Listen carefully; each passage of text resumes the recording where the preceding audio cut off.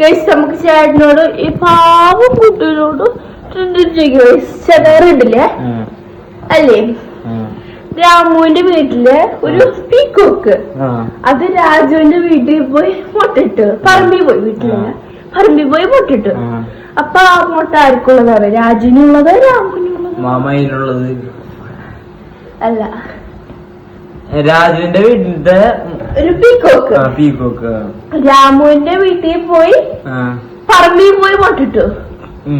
അപ്പൊ ആർക്കുള്ളതാണ് മുട്ട? രാജുവിന്റെ അല്ല, പിന്നെ പീക്കോക്ക് ട്ടാ, പീക്കോക്ക്.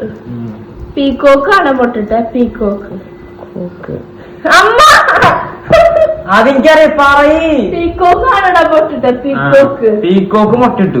മുട്ടിട്ടു മുട്ട മുട്ടിട്ടു. തോറ്റാ? ഇല്ലില്ല. അപ്പോ പീക്കോക്ക് മുട്ടിട്ടു. എങ്ങനെ മുട്ടിടാ? ആ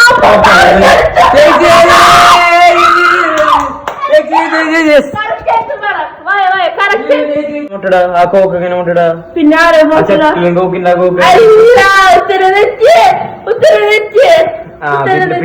പറ. പീക്കോക്കാണല്ലേ, പീ ഹെന്നല്ലേ മുട്ടിടാ? അത് ഞാൻ പറഞ്ഞ. ഇല്ലില്ല,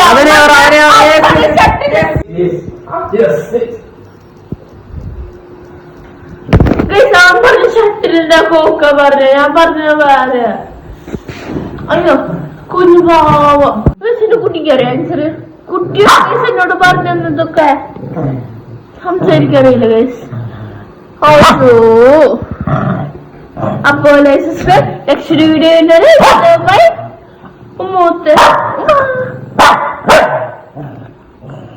ഉറങ്ങട്ടെ ഗൈസ്. ഈ പോടേക്ക്